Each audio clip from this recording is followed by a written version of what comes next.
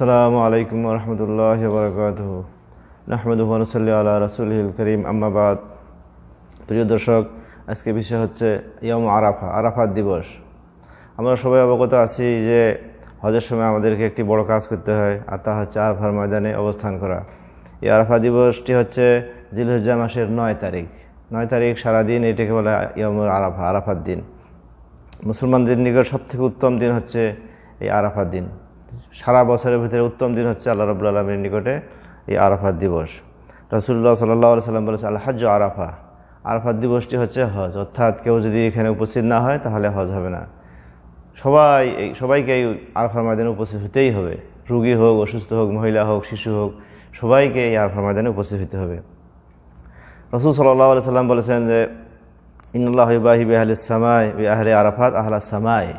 নবী করিম সাল্লাল্লাহু আলাইহি ওয়াসাল্লাম বলেছেন যে আল্লাহ রাব্বুল আলামিন এই আরাফার ময়দানে অবস্থানকারীদেরকে নিয়ে আরশে যারা রয়েছে, আসমানে যারা রয়েছে, অর্থাৎ ফেরেশতাদেরকে নিয়ে ফেরেশতাদের সামনে অহংকার করেন, গর্ব করে বলেন যে দেখো আমি তাদেরকে মাফ করে দিলাম, তোমরা সাক্ষী থাকো। রাসূলুল্লাহ সাল্লাল্লাহু আলাইহি ওয়াসাল্লাম বলেছেন খায়রু দুআ ইয়াউম আরাফা লা ইলাহা ইল্লাল্লাহু ওয়াহদাহু লা শারীকা লাহু লাহুল মুলকু ওয়া লাহুল হামদু ওয়া হুয়া আলা কুল্লি শাইইন কাদির। রাসূল সাল্লাল্লাহু আলাইহি ওয়াসাল্লাম বলেছেন আরাফা দিবসের উত্তম দোয়া হচ্ছে লা ইলাহা ইল্লাল্লাহু ওয়াহদাহু লা শারীকা লাহু লাহুল মুলকু ওয়া লাহুল হামদু ওয়া হুয়া আলা কুল্লি শাইইন কাদির। তাওহীদের বাণী, তাওহীদের বাণীটাই সবথেকে বড় জিনিস। যেহেতু আল্লাহ রাব্বুল আলামিন আমাদেরকে তাওহীদের প্রতিষ্ঠা করতে বলেছেন, যত ইবাদত আমরা করি না কেন সবগুলার মূলে হচ্ছে তাওহীদ, আল্লাহ একত্ববাদ প্রতিষ্ঠা করা, আল্লাহ একনিষ্ঠ ইবাদত করা, আল্লাহর এক খালেস বান্দা হয়, এটাই যেহেতু উদ্দেশ্য। সেই জন্য উত্তম জায়গা, উত্তম দিনে, উত্তম সময় বসেও এই তাওহীদের বাণী আমাদেরকে পড়তে হয়। উত্তম দোয়া সেটা হচ্ছে লা ইলাহা ইল্লাল্লাহু ওয়াহদাহু লা শারীকা লাহু লাহুল মুলকু ওয়া লাহুল হামদু ওয়া হুয়া আলা কুল্লি শাইইন কাদির। আরাফাত দিবসকে আরাফাত দিবস বলা হয়েছে এই জন্য যে আল্লাহ রাব্বুল আলামিন যখন আদম এবং হাওয়াকে দুনিয়াতে পাঠিয়ে দিলেন, তারা আল্লাহর কাছে কাঁদতে কাঁদতে সবশেষে যখন পরিচয় হয়েছে, তাদের দেখা হয়েছিল, সাক্ষাৎ হয়েছিল এবং পরিচয় হয়েছিল, সেটা ছিল আরাফার ময়দানে। আর কেউ বলেছেন, ওলামাগণ ব্যাখ্যা করেছেন যে আল্লাহ রাব্বুল আলামিন যেহেতু ফরজ করেছেন মুসলমানদের জন্য হজ, আর সবাই যখন এখানে একত্রিত হয় তখন সে একে অপরের পরিচয় লাভ করে, যে কে কোন দেশের, কে কোন ভাষার লোক, কত বর্ণের লোক, কত ভাষার লোক, কত রকম রঙের মানুষ এখানে আসে, একে অপরের পরিচয় হয়। সবাই আদম সন্তান, কিন্তু একজন এক এক রকম, এক এক ভাষা, এক এক রং, এক এক আওয়াজ ইত্যাদি পরিচয় হয়। আর কেউ বলেছেন যে আল্লাহ রাব্বুল আলামিন ইব্রাহিম আলাইহিস সালামকে নিয়ে হজের জায়গাগুলো দেখিয়ে ঘুরে ঘুরে দেখালেন এবং এখানে এসে বললেন যে আরাফা, আপনি কি জেনেছেন, পরিচয় হয়েছে, জানতে পেরেছেন? তিনি বলেছেন আরাফতু, অর্থাৎ আমি জানলাম। সেখান থেকে আরাফা নাম দেওয়া হয়েছে।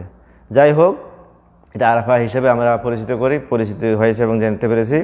রাসূলুল্লাহ সাল্লাল্লাহু আলাইহি ওয়াসাল্লাম বলেছেন আকসারুন নাসে তাকা মিনান নারে ইয়াউম আরাফা, যে আরাফা দিবস আল্লাহ রাব্বুল আলামিন সব থেকে বেশি জাহান্নামীকে মুক্তি দান করে থাকেন। এই দিবস আল্লাহ রাব্বুল আলামিন অধিক সংখ্যক মানুষকে এই আরাফার ময়দানে যারা আসে তাদেরকে আল্লাহ রাব্বুল আলামিন জাহান্নাম থেকে মুক্ত করে থাকেন। অর্থাৎ যারা জাহান্নামে চলে যেত, জাহান্নামে যাওয়ার অধিকার হয়ে গেছিল, তাদের ফরজ হয়ে গেছিল জাহান্নামে যাওয়া, কিন্তু আল্লাহ রাব্বুল আলামিন তাদেরকে বাঁচিয়ে জান্নাত দান করবেন। এই দিবসে আল্লাহ রাব্বুল আলামিন রাসূল সাল্লামকে বলেছেন ভাষণ দেওয়ার জন্য। তিনি সেখানে জোহর এবং আসর একসাথে কসর করে 2 রাকাত করে আদায় করার পরে তিনি ভাষণ দিয়েছেন। এই ভাষণে তিনি বলেছেন যে এই পবিত্র জায়গা এবং পবিত্র দিনে যেভাবে তোমাদের এটা পবিত্র এবং হারাম বা পবিত্র, সেই হিসাবে তোমাদের সম্মান, তোমাদের রক্ত প্রবাহিত করা এটা হচ্ছে হারাম। এবং এক পর্যায়ে তিনি বলেছেন যে আমি কি পৌঁছিয়েছি তোমাদেরকে, কি আমি পৌঁছিয়েছি, আমি যে দায়িত্ব নিয়ে এসেছি আমি কি পৌঁছিয়েছি? তারা সবাই বলেছিল অবশ্যই আপনি তা পৌঁছিয়েছেন। এরপরে রাসূলুল্লাহ সাল্লাল্লাহু আলাইহি ওয়াসাল্লাম আরেকটি হাদিসে বলেছেন যে সাওমি ইয়াউমি আরাফা আহতাসিবু আলাল্লাহি আন ইউকাফিরা সানাতাল মাজিয়া ওয়া সানাতাল কাদিমা। রাসূলুল্লাহ সাল্লাল্লাহু আলাইহি ওয়াসাল্লাম বলেছেন যে এই আরাফাত দিবসে রোজা রাখা, সিয়াম পালন করে, একটি দিন রোজা রাখলে আল্লাহ রাব্বুল আলামিন গত বছর এবং সামনের বছর 2 বছরের রোজা, 2 বছরের গুনাহ ক্ষমা করে দিবেন। একদিন রোজা রাখলে, একদিন সিয়াম পালন করার কারণে আল্লাহ রাব্বুল আলামিন 2 বছরের গুনাহ ক্ষমা করে দিবেন।